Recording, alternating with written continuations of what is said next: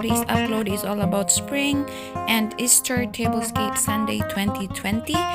This challenge is hosted by Cynthia, she's so blessed, with co-host Mysterious Alberta, me myself and DIYing it with Lynn's Lifestyle Living. So the details for this challenge is: number 1, upload date should be March 22nd, 2020, anytime after midnight Eastern Standard Time. Number 2, mention the host, Cynthia, she's so blessed, co-host, Diva Dynasty Decorating, me, myself, DIYing it, Mysterious Alberta, and Lynn's Lifestyle Living, the Diva's Dynasty. And number 3, you have to use pastel colors, any pastel colors. Number 4, show some love to the Diva's Dynasty channels. Go check their channels, check their videos. They have lots of awesome videos in their channel, so go check it out. Number 5, use your spring and Easter Tablescape Sunday 2020.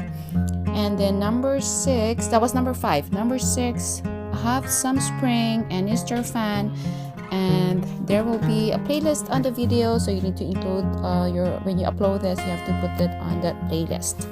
Please don't forget to like and subscribe, share, and comment below, guys. I welcome all my new subscribers. If you haven't subscribed to my channel, please do subscribe and hit that notification bell so you will get updated every time I upload a new video. So have fun, guys. Let's do this. The tablecloth that I used on this project, guys, it's also free. Most of these items were recycled and we already have them. I only bought the Easter egg design and the lilies, the white flower. The rest, we already have them in the house. The base that I used on this project was from a friend. It was a gift it's a gift actually with this. It comes with this fake flowers on it. I think it was last Christmas. So yeah, it saved me some money there because I just basically recycle those. And since I can't really go out, so yeah, trying to work out what I can. The blue racks and put on top the flowers. So a very simple